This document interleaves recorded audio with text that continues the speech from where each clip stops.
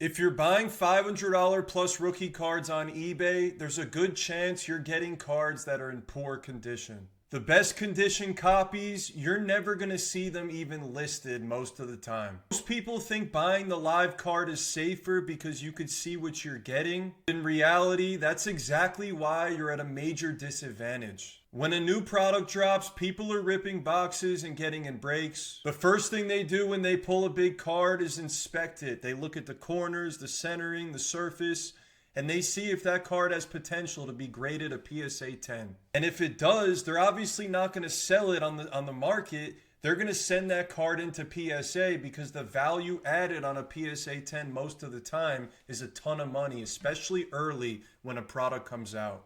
But if the card has some type of flaw and they think it's going to get a PSA 9 at best, they're going to list it on the singles market because of the peak hype of the product just releasing.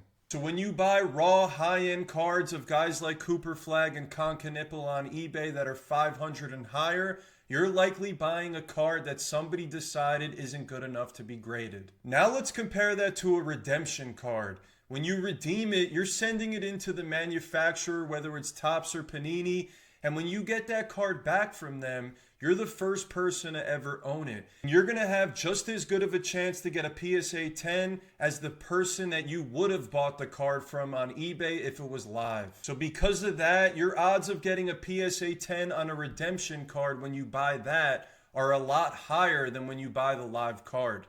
And here's where it gets even better. Redemption cards tend to sell for less money than the live card.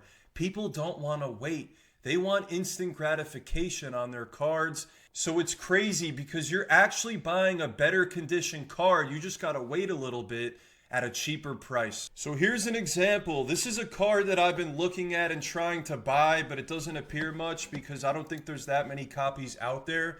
But Kon Knueppel's Finest autograph is actually a redemption. And you can see that his refractor autograph is selling for about $1,000. And we could compare that to his Topps Chrome refractor auto, which is selling for around the same. But the thing is, when you buy this copy, the likelihood of getting a PSA 10 is very low. When you buy this copy from Topps Finest, I know it's an inferior product to Topps Chrome, but your chances of getting a PSA 10 are very high. So if you pay $1,000 for this card and it comes back in 3-4 months, you send it into PSA, you pay $100 to get it graded. Let's say it gets a PSA 10, you pay another few hundred for an upgrade. But that card is likely going to be worth $3,000-$4,000 in a PSA 10, and your odds of getting it are relatively high. I couldn't find any PSA 10 Topps Chrome autographs of Knueppel, but I'd assume they go for $5-6K. And I'm thinking the Finest would be 50 to 60% of the value. But the fact that you can get this redemption card for $1,000 and be into it for $1,300 total or $1,400 total, if it gets a PSA 10, you have a lot of room to make money because I think it'd go for $2,500 to $3K. So you have a lot of upside buying this redemption card versus buying the live card where you're never going to get a PSA 10. To play devil's advocate, redemptions aren't always the best.